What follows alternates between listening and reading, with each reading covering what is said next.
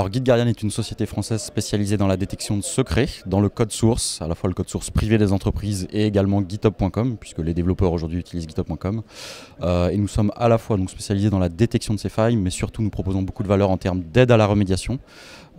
Et donc aujourd'hui, nos solutions permettent à la fois de fermer et traiter un nombre important de vulnérabilités à un coût humain acceptable, mais plus encore de faire de la prévention, d'aider les développeurs à appliquer des pratiques de développement sécurisées dans les phases de création des applications. Nos clients se rendent compte qu'ils ont un problème vis-à-vis des secrets quand ils ont des grosses équipes de développement, qu'ils sont matures sur des pratiques DevOps, qu'ils avancent sur leur transformation cloud. Et là, ils réalisent qu'ils ont un problème de prolifération de secrets qui est à la fois très dur à détecter, puisque des secrets, ça peut être des chaînes à haute entropie. Et donc voilà, sur des moteurs open source concurrents, il y a beaucoup de problèmes de faux positifs. Donc on aide en qualité du besoin et surtout on les aide avec des workflows d'aide à la remédiation qui sont très clairs, très limpides pour les développeurs et qui peuvent être suivis étape par étape de manière assez simple, ce qui permet d'avoir de l'effet à l'échelle avec un temps de formation minimum sur des équipes distribuées, potentiellement offshorées, un peu partout dans le monde, etc. Alors il y a deux approches. Le plus simple, c'est d'utiliser notre plateforme SaaS.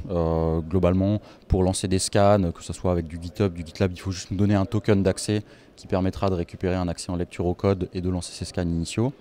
Sur l'invitation des développeurs pour créer des logiques d'équipe dans la plateforme, ça se fait assez bien. On a un modèle de airback qui est relativement granulaire. Et pour des entreprises qui sont très réglementées ou avec des niveaux de sécurité extrêmement élevés, on peut également déployer en on-premise. Là, il y a toujours un petit peu plus d'efforts à faire pour déployer l'infrastructure, mais pour le reste, le fonctionnel reste relativement similaire. Et donc, lancer les scans une fois qu'on a monté une instance est relativement aisé également. Sur la facilité d'usage, il y a un usage basique qu'on peut obtenir très rapidement, lancer les scans, lever des alertes, les envoyer aux développeurs. Après, il y a certaines fonctionnalités plus avancées de la plateforme qui nécessitent de l'apprentissage. Je pense à nos logiques de prévention. Il faut former les développeurs à utiliser un outil de CLI ou nos plugins d'IDE pour pouvoir détecter les vulnérabilités plus tôt. Donc ça, il y a un peu d'évangélisation à faire, ça prend un peu du temps, il faut faire de la doc, un peu de formation interne, mais les bénéfices escomptés et observés une fois qu'on a déployé ces méthodes valent cet investissement initial et ça reste de l'ordre de quelques semaines. On n'est pas sur des projets de déploiement à plusieurs années extrêmement coûteux. Donc nous, on a un support client qui est à la fois en France et aux États-Unis, donc on peut avoir une belle couverture horaire pour nos clients qui sont en général des grandes entreprises multinationales.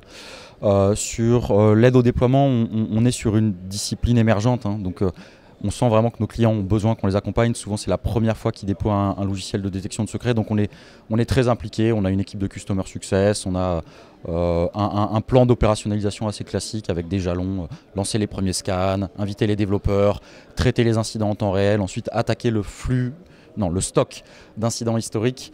Donc voilà, tout ça est processé, standardisé et en général, nos clients nous disent qu'on est très présent et qu'on les aide pas mal à l'opérationnalisation de la solution. Le ROI, il est de deux ordres. Le premier, c'est un gain de temps. Des clients qui avaient déjà opérationnalisé une solution maison basée sur un moteur de détection open source voient des économies de temps lors du triage parce que le moteur de détection est plus fin. Tous nos workflows de rémédiation et de collaboration évitent de faire beaucoup d'actions manuelles, créer des tickets Jira à la main, dupliquer de l'information dans différents systèmes. Donc voilà, ça c'est un ROI en ETP gagné en général. Et il y a également le ROI en ayant évité une breach ou un incident, ça qui est plus dur à quantifier, mais qu'en général nos clients estiment quand même de leur côté pour justifier le budget initial d'achat de la solution. Alors nous on a des excellentes stats de renouvellement, on regarde le NPS de nos clients qui est très bon et on a un taux de renouvellement qui est de l'ordre de 95% année sur année.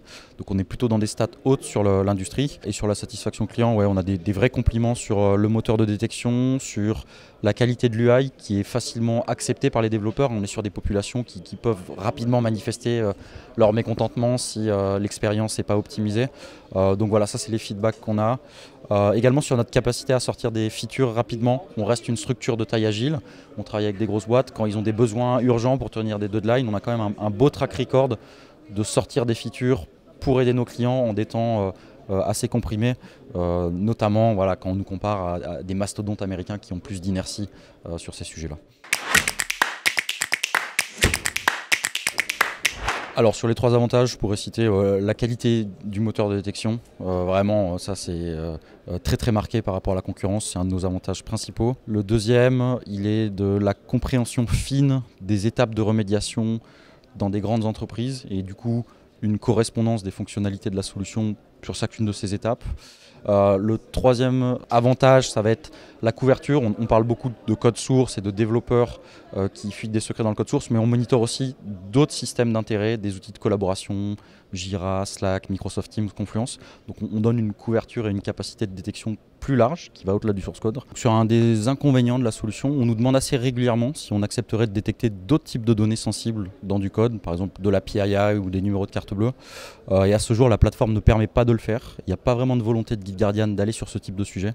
On préfère rester vraiment concentré sur la problématique des proliférations des mots de passe dans l'entreprise, même s'il est vrai qu'on a déjà accès à ces systèmes, le gestionnaire de code source, et qu'on pourrait assez facilement rentrer dans le marché de la détection de PII. Néanmoins, voilà, ce choix n'a pas été acté à ce jour.